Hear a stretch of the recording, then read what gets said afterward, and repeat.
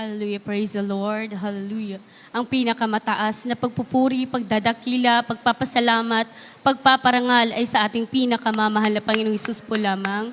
Dobling paggalang po sa ating iginagalang mahal na pastor, beloved evangelist, Pastor Wildy Estrada Almeda, as in parents in the Lord, beloved Pastor Wildy Estrada Almeda, at sa ating iginagalang Assistant Pastor Lina C. Almeda. Hallelujah, praise the Lord. At sa ating beloved Almeda family, beloved preachers, beloved brethren, instrumentalist, baguhan man o datihan, at sa ating live webcast viewers, magandang hapon po sa ating lahat. Ako'y lubos na nagpapasalamat sa ating pinakamamahal na Panginoong Hesus dahil binigyan niya pa ako ng pagkakataong magpasalamat sa araw na ito. Way back 2015 po, nung na-save ako dito sa ating banal na gawain, binigyan ako ng problema. Nagkaroon ako ng problema 2015 dahil po sa kadahilanan na yun po pala yung dahilan kung bakit masave ako sa banal na gawain na to dahil sa aming pamilya, ako na lang po ang hindi na-save sa banal na gawain na ito. And yun po ang ginawang way ng mahal na Panginoon para maligtas ako, masave ako dito sa ating banal na gawain. Glory to God. Hallelujah. Praise the Lord. Nanghingi ako ng sign sa mahal na Panginoon kasi meron po kasi akong prinsipyo na see is to believe. Pero nanghingi ako ng habag sa mahal na Panginoon kasi sa dami-dami na po ng aming dinadaluhan, parang hindi ko na po maintindihan kung alin na po doon ang totoo. So nanghingi ako ng sign ng mahal na Panginoon. Sabi ko, mahal na Panginoon, kung totoo ka sa banal na gawain na to, ipakita mo ang iyong mga anghel. And then one night, dumating a week po, nanaginip ako na maraming anghel. Sabi ko, hallelujah, praise the Lord. Mahal na Panginoon, maraming salamat dahil ito na po yung binigay mong ito na po yung binigay mong answer sa mga katanungan ko. Sabi ko, thank you Lord God. And then, after that, nanaginip din po ako ulit ng nangangalkal daw po ako ng gabundok na mga palda. Sabi ko kasi, ayoko kasi talagang magpalda, magdress. Sabi ko,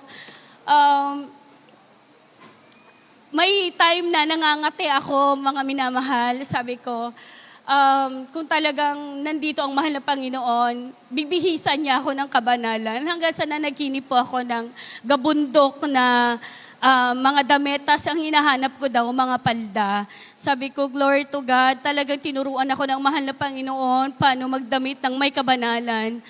And balikan ko lang po mga minamahal kung gaano kahirap ang aming buhay dati, mga minamahal. Sa sobrang hirap namin, mga minamahal, ni asin, ni betchin, hindi kami makabili. Sinasabihan pa kami ng aming mga kapitbahay dati na hindi daw makapagtapos, ni isa daw sa aming magkakapatid, wala daw makapagtapos, hindi daw makapagpaaral ang aking mga magulang sa sobrang kahirapan. But glory to God, sa habag niya, mga minamahal, sa habag ng mahal na Panginoon, halos kami lahat nakapagtapos ng pag-aaral. Amen. Hallelujah. Binigyan niya ng katalinuhan ng aking mga kapatid. Tinulungan niya kami makapagtapos ng sarili naming sikap.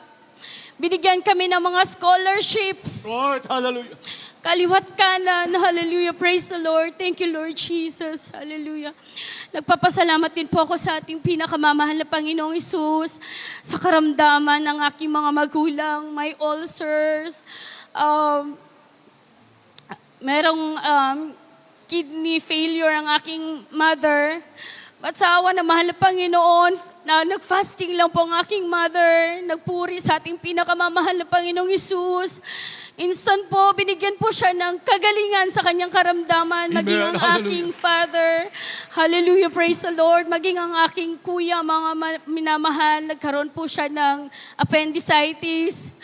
Ang sabi, dadalhin daw po sa parang albularyo, pero lubos na nagtitiwala ang aking beloved brother, mga minamahal.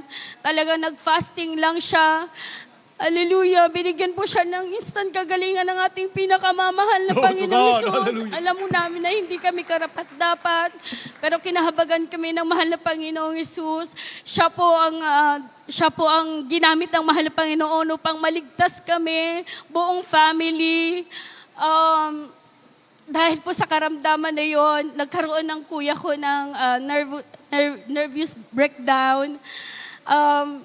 May time na po na gusto niya nang magpakamatay, pero hindi po kalooban ng mahal na Panginoon kasi siya po ang ginamit ng mahal na Panginoon upang maligtas ang buong pamilya namin. Glory to God. Hallelujah.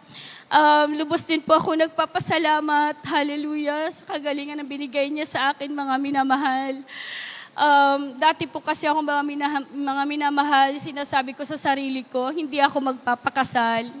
Kasi sa nakikita ko po sa surroundings ko, mga minamahal, ang daming mag-asawang naghihiwalay. Pero, hallelujah, pinaalalahanan ako ng mahal na Panginoon. Hindi pala yun kaaya-aya sa harapan ng ating pinakamamahal na Panginoon. Binigyan niya ako ng karamdaman, mga minamahal. Nag-bleeding po ako. Nagpa-check up ako sa doktor. Ang diagnosis sa akin, mga minamahal, meron daw po akong myomatosis. Sabi ko, mahal na Panginoon, hindi ako magte-take ng gamot. Mamatay, mabuhay, sa iyo lang ako, mahal na Panginoong Hesus. Hallelujah. Hallelujah. Gradually, mga minamahal, pinagaling ako ng pinakamamahal na Panginoong Glory Hesus. to God. Hallelujah. Walang gamot, wala akong tinitake, kundi taus-pusong pananalangin, pananampalataya ang binigay ko sa ating pinagkakatiwala ko sa pinakamamahal na Panginoong Hesus. Hallelujah, praise the Lord. And lubos din po ako nagpapasalamat, mga minamahal, sa ating pinakamamahal na Panginoong Hesus dahil sa pag-iingat ng aking kuya, ang aking beloved brother na nasa Canada. Hallelujah. Na-crash po siya doon sa Canada, mga minamahal. Sobrang bilis ng kanyang takbo, mga minamahal. Pinag-ingatan siya ng pinakamamahal na Panginoong Hesus. Huminto yung sasakyan niya, mga minamahal. Daw paikot-ikot yung sasakyan niya, minamahal. Nalaglag yung sasakyan niya sa gilid ng kalsada, mga minamahal. Pinag-ingatan po siya ng ating pinakamamahal na Panginoon na hindi man siya nigalos, wala, mga minamahal. Sobrang thankful kami sa pinakamamahal na Panginoon Hesus. Paano na lang kaya kung wala tayo sa pinakamamahal na Panginoon Hesus? Baka wala na po ang aking beloved brother. And isa pa po, mga minamahal, yung kuya ko, na-expired na po yung working visa niya sa Canada. A week na lang po, mga minamahal, nag-decide na po siyang mag-book ng ticket kasi wala na siyang pag-asa. Parang nawawala na po siya ng pag-asa. Gusto niya na pong kumuha ng ticket pa uwi ng Pilipinas. Pero talagang nanampalataya sa ating pinakamamahal na Panginoong Hesus. Binigyan siya ng, nagpunta siya ng gawain natin sa Canada. Doon siya nagpuri, nag-fasting. Kung kalooban ng mahal na Panginoon na makakauwi siya ng Pilipinas, talagang inaasa niya na lang sa mahal na Panginoon kung talagang uuwi siya. Kung hindi, bibigyan siya ng pagkakataon na ma-renew yung, ma-renew yung binigay sa kanya na working visa. Mga minamahal, sa awa ng pinakamamahal na Panginoon Hesus, 3 failure na po yung pag-apply niya po ng working visa, mga minamahal. Pero kahabagan ng mahal na Panginoon, binigyan po siya ng yung last na lumabas yung application niya, mga minamahal. Hallelujah. Natanggap po siya, nakaka-receive po siya ng email, mga minamahal na na-accept nga daw po yung application niya na yung working visa niya. Glory to God.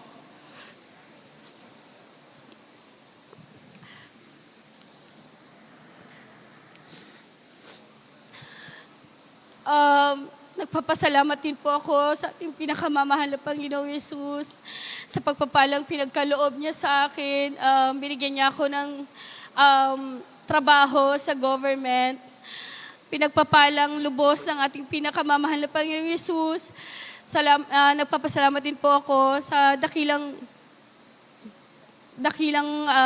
Panginoon na patuloy niyang ginagamit ang aking beloved anak na patuloy na magpagamit, beloved children's choir kahit hindi man karapat-dapat. Lord, hallelujah. Hallelujah, praise the Lord. At lubos ako nagpapasalamat sa ating pinakamamahal na Panginoong Yesus sa pagpapalang material, physical, financial, at higit sa lahat sa spiritual, at ang lahat ng mga lahat ng kapurihan ay sa ating pinakamamahal na Panginoong Yesus po lamang. Hallelujah, praise the